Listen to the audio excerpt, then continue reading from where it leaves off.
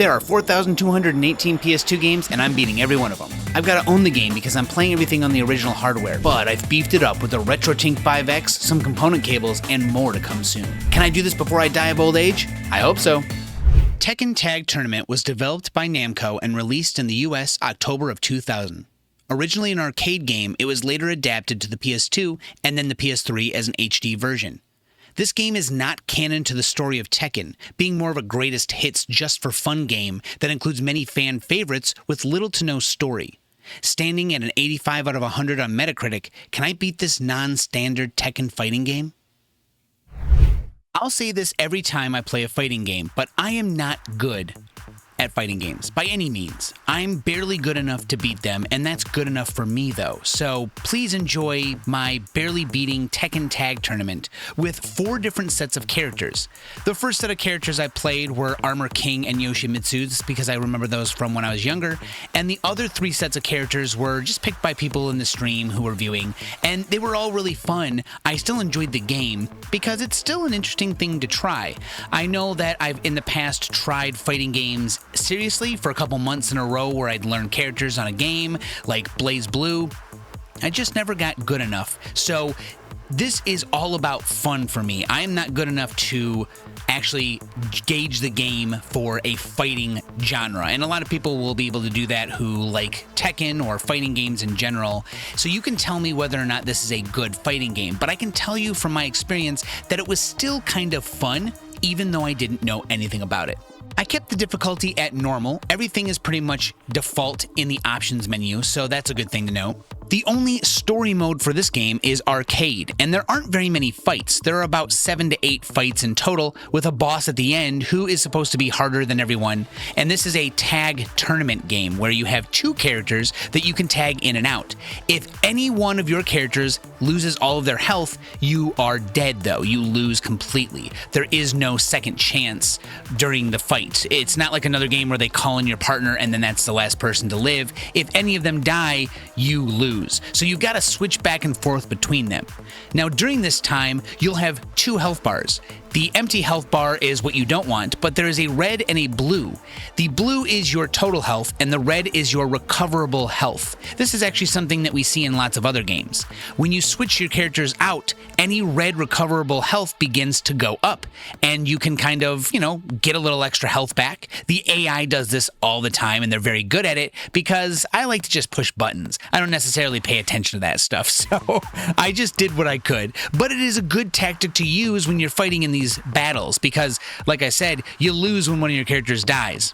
There are the usual buttons you'd use in any fighting game, and in this game you have 2 kicks and 2 hits for your face buttons, as well as being able to customize your shoulder buttons. I made L2 and R2 a combination of low kick, high kick, low punch, high punch that will help with some combos, or at least that's what someone said, and I was able to use some extra combos I would not have been able to do with the small amount of practice I had, because if you could guess, I did no practice matches. I just came in and started fighting.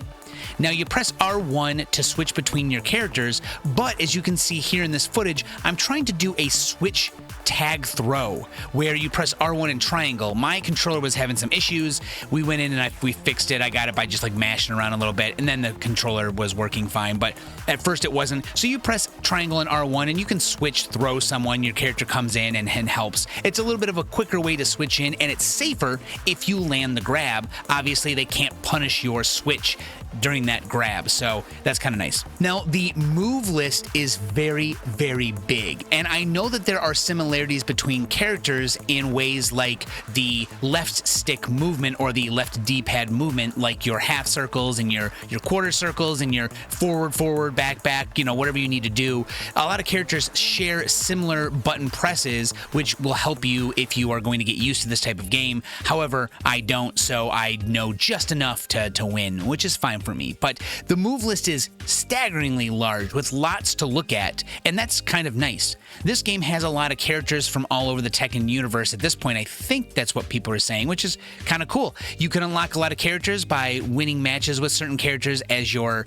first tag member, so whoever you pick first in your tag team gets the actual win for the story, and you unlock a character with them. Each character has a special character they unlock, and eventually you get to unlock like the panda, stuff like that. That's kind of cool. You can play enough to unlock those people. I only needed to play this for about 2 hours and 50 minutes to win all 4 of the tag matches all the way through the arcade mode. Now, there is no real good way to say what is the ending for these types of games. I could have ended after half an hour when I beat it the first time, but I didn't, because I thought it would be fun to continue and check out the game, try some new characters, unlock a few more. It was a lot of fun and it was totally worth it, especially because these fighting games can be much quicker, especially games with a small arcade mode as opposed to a large story mode. Something like Def Jam Fight for New York had a large story mode where you could to make your character, you got to level them up, you did all these special fights, you stayed with them for a long time, and there was a big story behind it, whereas these games are pick your characters,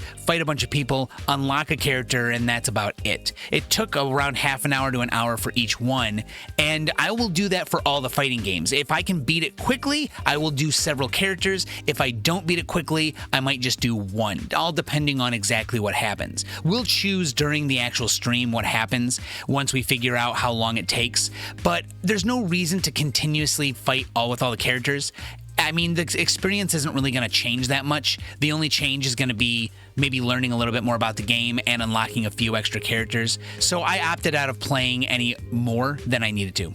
If you aren't a fighting game fan, this is an easy one to get into because, like I said, the story mode is short, the characters are fun. If you know Tekken, you know some of these characters. I did used to play when I was younger. While I don't know the moves or exactly what to do, I had a good idea of some of the character names and some of their moves, but that was about it. And it's still a fun experience, and it's a pretty cheap game to get. So if you're looking for a fun fighting style game for the PS2, this is one you'd want to get. But without making this much longer, let's go ahead and end it here. This was a short game, and it was fun. On my tier list, I'm going to give it a B because I don't know enough, but it was still fun, and it's still a game I recommend. I'm not giving it an A or an S, but that's just me. I mean, maybe if I liked fighting games a lot, I could more accurately tell you what it's about. But a B is a safe option for me because I had fun. There was a couple things I was a little annoyed about, the button presses, having trouble getting some of the moves out, but it wasn't something that I would say was more the game's fault, probably more of a skill issue. I don't play these games, so I don't have those muscle memory movements. So people who do know how to play them will find them much easier and will be able to accurately rate this game. So a B for me is simply because it was fun and I don't know much about it. So thank you all for watching this video. It's a short one. You don't need it to be any more than 10 minutes. In fact, it's less. So thank you for hanging out. Thank you for anyone who watched the video all the way through, even though it's short. I appreciate it. This is just to categorize that I've beaten the game. Thank you to the people in the stream. It was a lot of fun. I got made fun of. Darkblade was there making fun of me for messing up. A lot of people were helping me with moves. Everyone was really nice about helping with the fighting game and making fun of me because I am very terrible at them. So whatever. But thank you everyone in the stream. Thank you everyone who has donated or is a member of the channel. Thank you so much. You guys are making this possible. All these games are being bought by you and being chosen by you, and it's really fun. We get to try so many cool games I would never have played, so thank you so much. Again, I'll be back with the next video, Game 116, Vex, soon. Later.